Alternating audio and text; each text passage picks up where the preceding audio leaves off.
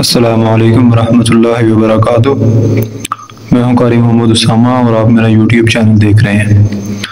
آج ہم تختی نمبر 16 میں جو آپ نے تھمبنیل پر دیکھ لیا ہوا ایک لفظ، اس کو ہم جو ہے وہ جوڑ کرنے کا طریقہ سیکھیں گے۔ اس جوڑ کا بعض اوقات اس جوڑ پہ بچے جو ہیں وہ بڑے پریشان ہو جاتے ہیں کہ اس لفظ کا جوڑ کیسے کرنا ہے، تو اس کا جوڑ کرنا ہم سیکھیں گے کہ اس لفظ کا جوڑ ہم کیسے کریں گے، وہ بھی آسانی کے ساتھ اور بڑی تفصیل کے ساتھ میں آپ کو سمجھاؤں گا کہ اس لفظ کا جو ہے وہ جوڑ ہم کیسے کریں گے۔ تو شروع کرتے ہیں۔ اعوذ باللہ من الشیطان الرجیم، بسم اللہ الرحمن الرحیم۔ حمزہ زبر آ، تا پیش تو، آتو، ہا الف جیم، ہا الف جیم کو ہم اکٹھا پڑھیں گے۔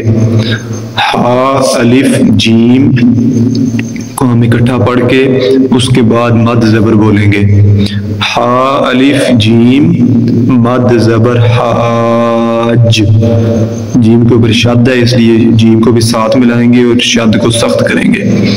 ہا الف جیم مد زبر حاج، آتو حاج۔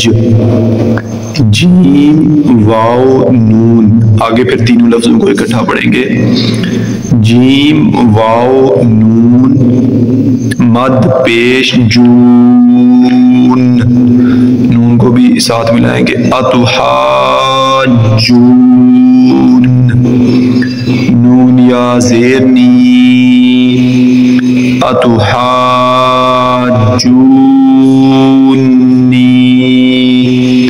تو ایسے ہم اس کا جوڑ جو ہے وہ کر سکتے ہیں، کیونکہ شد والے لفظ کو ساتھ ملانا ضروری ہے، کیونکہ جب تک ہم شد والا لفظ ساتھ نہیں ملائیں گے جوڑ مکمل نہیں ہوگا۔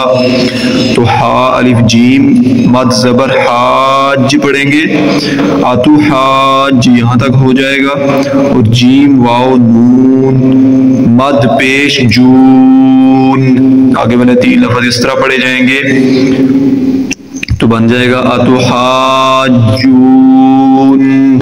تو نون یا زیر نی، تو نون کے اوپر غنہ بھی ہوگا کیونکہ نون کے اوپر شد ہے، تو اس کو لمبا بھی کریں گے اور غنہ بھی کریں گے۔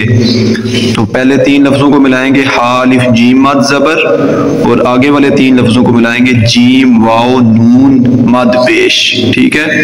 اتو حاجونی، ٹھیک ہے، اتو حاجونی۔ تو ایسے ہوگا اس کا جو ہے وہ جوڑ۔ امید ہے کہ آپ کو سمجھ آ گئی ہوگی۔ ملتے ہیں نیکسٹ ویڈیو میں، تب تک کے لیے اللہ حافظ۔